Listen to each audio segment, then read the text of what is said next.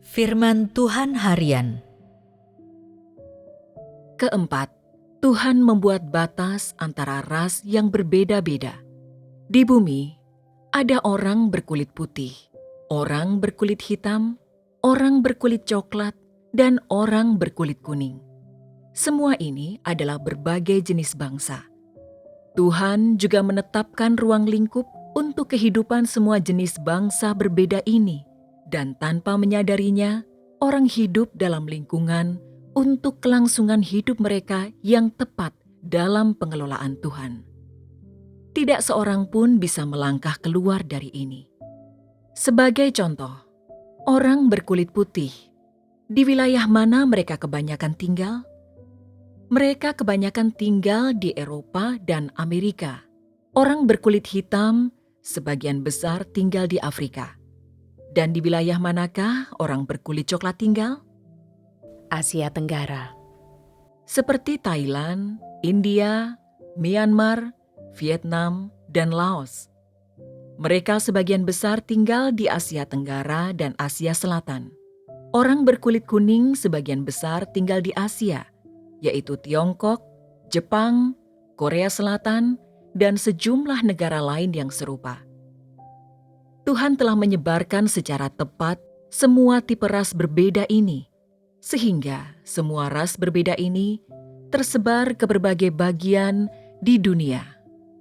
Di berbagai belahan dunia yang berbeda ini, Tuhan sudah lama menyiapkan sebuah lingkungan untuk kelangsungan hidup yang sesuai untuk setiap ras manusia yang berbeda-beda. Dalam semua jenis lingkungan untuk kelangsungan hidup ini, Tuhan telah menyiapkan bagi mereka warna dan unsur tanah. Dengan kata lain, unsur dalam tubuh orang berkulit putih tidaklah sama dengan yang ada di dalam tubuh orang berkulit hitam. Dan mereka juga berbeda dari unsur tubuh orang dari ras lain. Ketika Tuhan menciptakan semua makhluk, Dia sudah menyiapkan lingkungan untuk kelangsungan hidup ras tersebut. Tujuannya dalam hal tersebut adalah agar ketika jenis bangsa tersebut mulai berkembang biak, ketika jumlah mereka mulai meningkat, mereka bisa tetap berada dalam ruang lingkup tersebut. Sebelum Tuhan menciptakan manusia, Dia telah memikirkan semuanya. Dia memberikan Eropa dan Amerika kepada orang berkulit putih agar mereka berkembang dan bertahan hidup. Jadi, ketika Tuhan menciptakan bumi, Dia sudah memiliki sebuah rencana. Dia memiliki maksud dan tujuan dalam hal yang Dia tempatkan pada bagian tanah tersebut, dan apa yang dipelihara pada bagian tanah tersebut.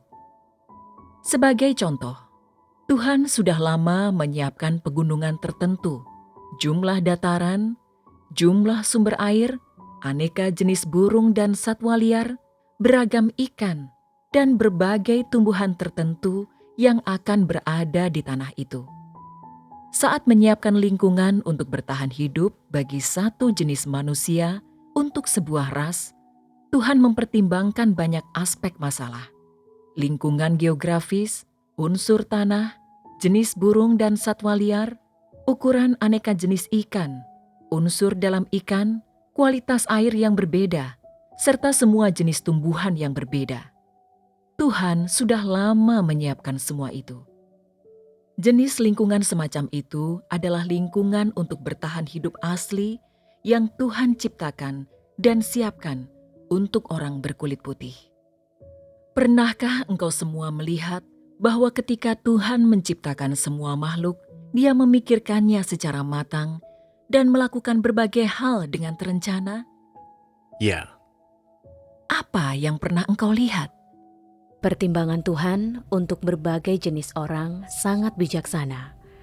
Untuk lingkungan kelangsungan hidup bagi berbagai jenis manusia, Dia menyiapkan berbagai jenis burung dan satwa liar, serta berbagai jenis ikan, jumlah gunung, dan jumlah dataran yang akan ada.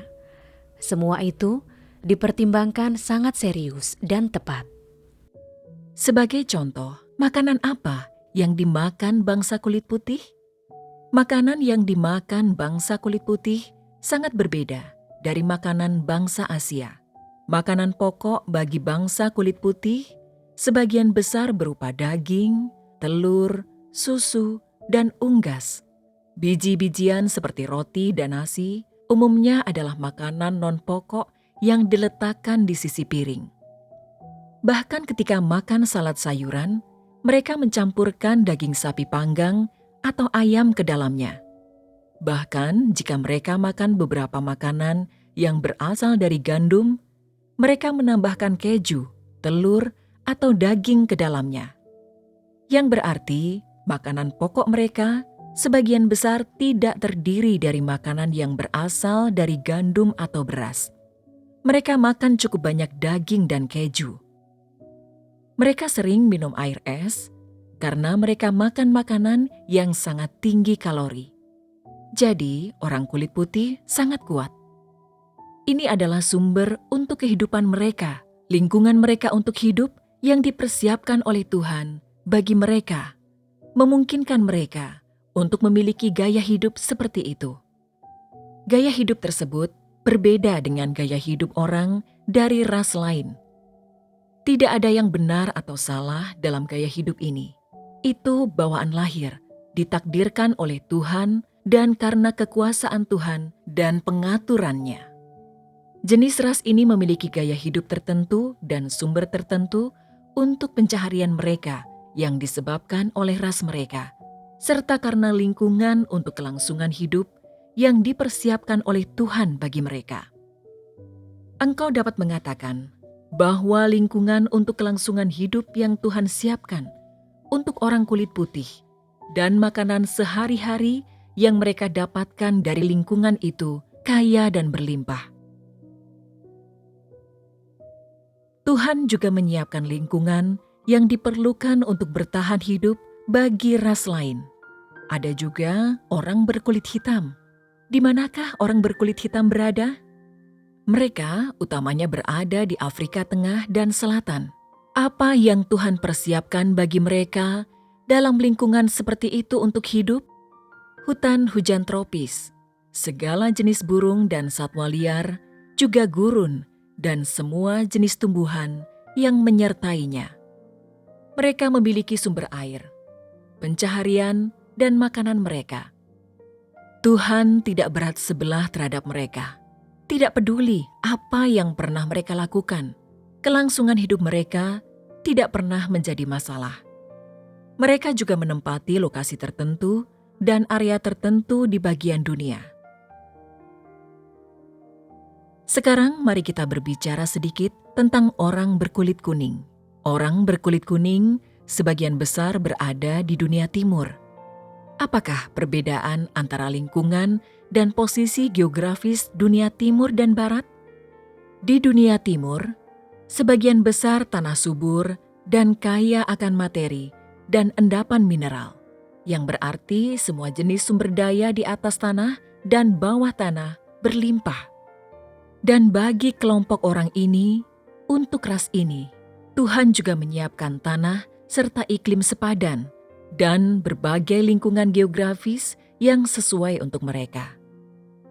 Meski ada sejumlah perbedaan sangat besar antara lingkungan geografis itu dan lingkungan di dunia barat, makanan pokok, pencaharian, dan sumber untuk bertahan hidup bagi orang disiapkan oleh Tuhan.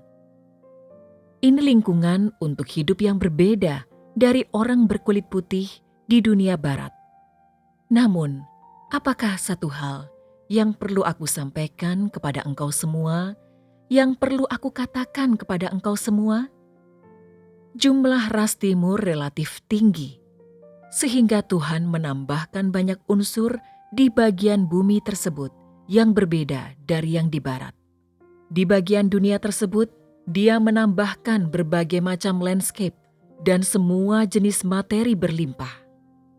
Sumber daya alam di sana sangat berlimpah. Medan juga bervariasi dan beragam, cukup untuk memelihara jumlah ras timur yang sangat besar. Sesuatu yang berbeda dari barat adalah di timur, dari bagian selatan ke utara, dari timur ke barat. iklimnya lebih baik daripada di barat. 4 musim ditentukan dengan jelas, suhunya bagus, sumber daya alam berlimpah, dan pemandangan alam serta jenis dataran jauh lebih baik daripada di barat. Mengapa Tuhan melakukan ini? Tuhan menciptakan keseimbangan yang sangat rasional antara orang berkulit putih dan orang berkulit kuning. Apa artinya ini? Itu berarti bahwa setiap aspek makanan mereka, hal yang mereka gunakan, apa yang orang berkulit putih miliki untuk kesenangan jauh lebih baik daripada apa yang orang berkulit kuning dapat nikmati. Akan tetapi, Tuhan tidak berat sebelah terhadap ras apapun. Tuhan memberi orang berkulit kuning lingkungan untuk kelangsungan hidup yang lebih indah dan lebih baik. Ini adalah keseimbangan. Jadi, engkau mengerti bukan? Tuhan telah menakdirkan jenis orang seperti apa hidup di bagian dunia mana, dan manusia tidak dapat keluar dari ruang lingkup ini. Ini sungguh menakjubkan. Bahkan jika ada perang atau penyerobotan selama berbagai era atau pada waktu tertentu, semua perang ini, penyerobotan ini, sama sekali tidak bisa memusnahkan lingkungan untuk bertahan hidup yang telah ditakdirkan Tuhan untuk setiap ras. Yang berarti Tuhan telah menetapkan jenis orang seperti apa di bagian dunia tertentu, dan mereka tidak dapat keluar dari ruang lingkup tersebut. Bahkan, jika orang memiliki suatu ambisi untuk mengubah atau memperluas wilayah mereka tanpa seizin Tuhan, ini akan sangat sulit dicapai, akan sangat sulit berhasil. Sebagai contoh, orang berkulit putih ingin memperluas wilayah mereka dan mereka menjajah beberapa negara lain. Orang Jerman menginvasi beberapa negara, Inggris menduduki India. Apakah hasil akhirnya? Pada akhirnya, mereka gagal. Apa yang kita lihat dari kegagalan ini? Apa yang telah Tuhan takdirkan tidak diperkenankan untuk dimusnahkan. Jadi, tidak peduli seberapa besar momentum yang mungkin telah engkau lihat dalam ekspansi Inggris, pada akhirnya, hasil akhirnya adalah mereka tetap harus menarik diri dan tanah tersebut tetap milik India. Mereka yang hidup pada tanah tersebut tetap orang India, bukan orang Inggris. Ini karena hal tersebut, sesuatu yang tidak diperkenankan oleh Tuhan. Beberapa dari mereka yang meneliti sejarah atau politik telah menulis tesis tentang ini. Mereka memberi alasan mengapa Inggris gagal dengan mengatakan bahwa bisa jadi karena etnis tertentu tidak bisa ditaklukkan, atau bisa jadi karena alasan manusiawi lain. Semua itu bukanlah alasan sebenarnya. Alasan sebenarnya adalah karena Tuhan. Dia tidak memperkenankannya. Tuhan menempatkan suatu etnis hidup di tanah tertentu dan membuat mereka bermukim di sana. Dan jika Tuhan tidak memperkenankan mereka untuk pindah, mereka tidak akan pernah dapat pindah. Jika Tuhan menetapkan ruang lingkup untuk mereka, maka mereka akan hidup dalam ruang lingkup tersebut. Umat manusia tidak bisa melepaskan diri atau kabur dari ruang lingkup ini. Ini pasti, tidak peduli seberapa hebat kekuatan para penyerobot atau seberapa lemah mereka yang diserobot. Kesuksesan mereka pada akhirnya bergantung pada Tuhan. Dia sudah menakdirkan ini dan tidak seorang pun bisa mengubahnya.